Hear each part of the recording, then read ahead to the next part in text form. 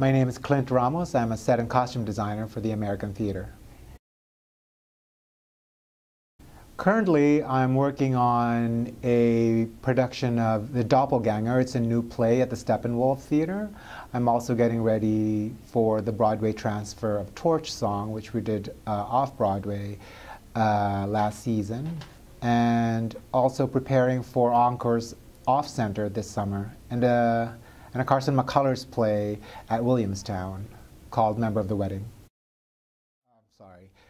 So the costumes for Once on This Island started with a conversation with Michael Arden, who is the director and the conceiver of this revival.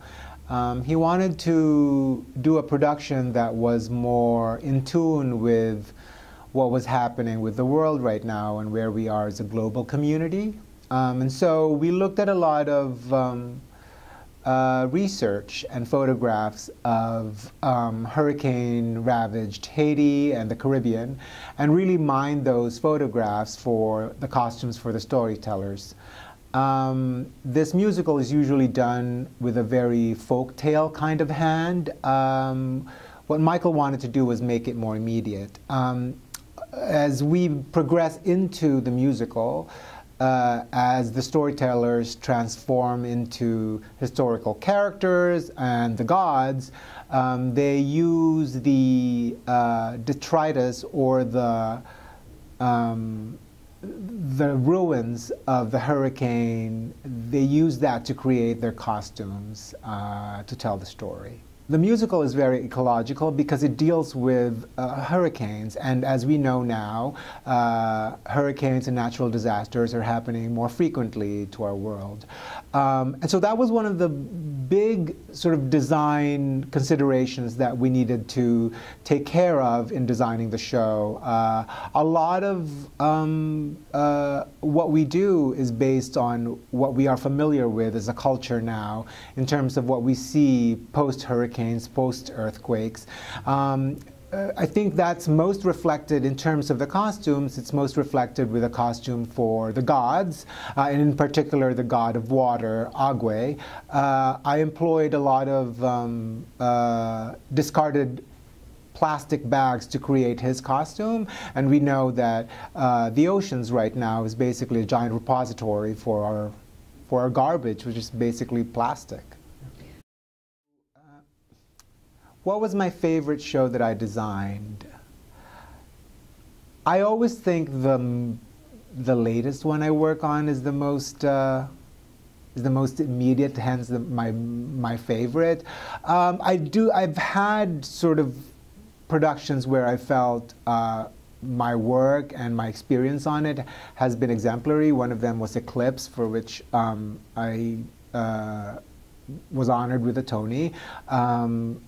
I love that production because we've never seen anything like it on Broadway. It was an all-female, all black, specifically from the African diaspora cast, director and writer. So that was very special.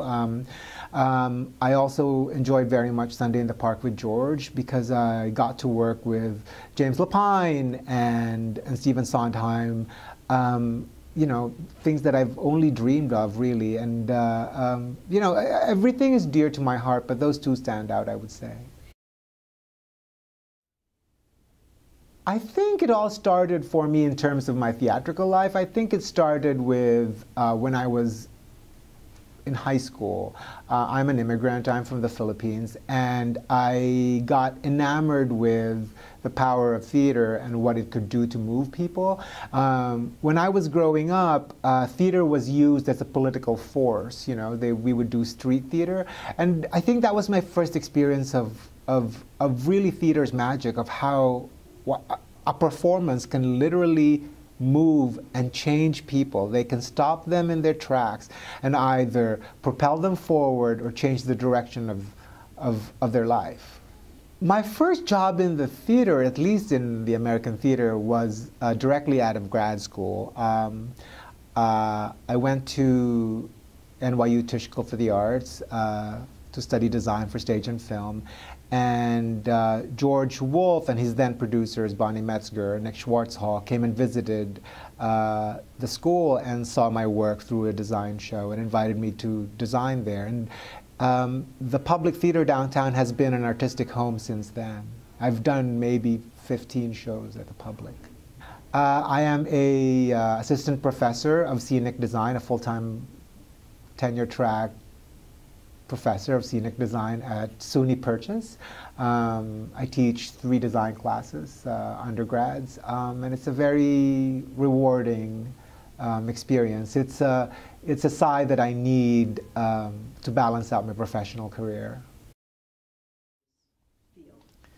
I think the biggest advice I could give to young people who want to enter the theater, or at least be part of the theater ecosystem, is I think they really need to be interested in telling a story. I think all of us, whether you're an actor or you work backstage, a designer, a director, we're all serving a particular story. And so I think that's the number one advice I would say is fall in love with telling a story. I don't think they should worry about a career or anything like that. I think that will happen later, but fall in love with it and fall in love with the community who tells that story, and I think everything will fall into place.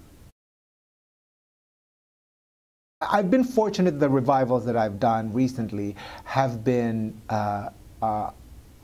artistically satisfying. I think what excites me about doing revivals is that I can contribute to a new vision for the play or the musical, and I'm very interested in that. How do we take something that was done many years ago and was very potent then, and how could we make that really relevant now in our society right now? And that challenge is infinitely exciting.